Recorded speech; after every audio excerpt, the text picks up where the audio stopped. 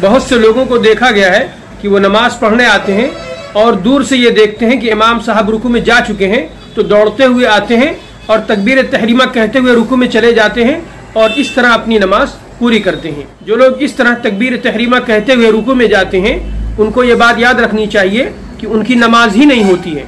वजह उसकी ये है कि तकबीर तहरीमा यानी अल्लाहु अकबर जिसे कहकर हम नमाज में दाखिल होते हैं उसका क़याम की हालत में यानी खड़े होने की हालत में कहना फर्ज है।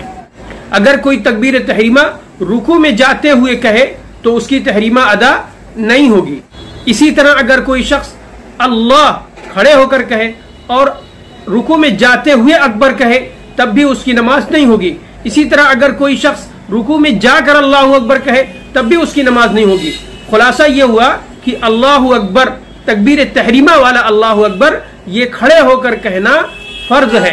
लिहाजा अगर कोई शख्स आए और ये देखे कि इमाम रुकू में जा चुका है तो वो पहले खड़े होकर इत्मीनान के साथ अल्लाहु अकबर कहे और वक्त है तो नियत भी बांध ले और चाहे तो न बांधे, उसे इख्तियार है, और उसके बाद रुकू में जाए। रुकू में जाते हुए भी उसे इख्तियार है, चाहे तो अब ये दूसरा वाला अल्लाहु अकबर कहे या न कहे, लेकिन बहरहाल पहला वाला अल्लाहु अकबर तकबीर तहरीमा खड़े होने की हालत में कहना यह जरूरी है।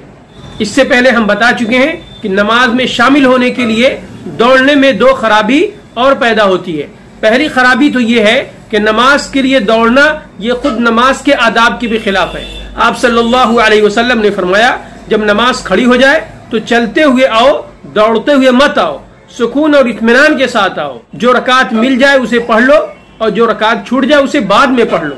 इसी तरह नमाज में शामिल होने के लिए दौड़ना खुद मस्जिद के भी आदाब के खिलाफ है। मस्जिद में दौड़ना ये मस्जिद की बेअदबी है। लिहाजा जरा सी जल्दी के लिए अपनी नमाज खराब न करें, बल्कि जब आप नमाज पढ़ने के लिए आए ही हैं तो इस तरह नमाज पढ़ें कि आपकी नमाज हो जाए। वरना आप दौड़ते हुए आए और नमाज में शामिल हो और आपकी नमाज भी ना हो तो ऐसी नमाज से क्या फायदा।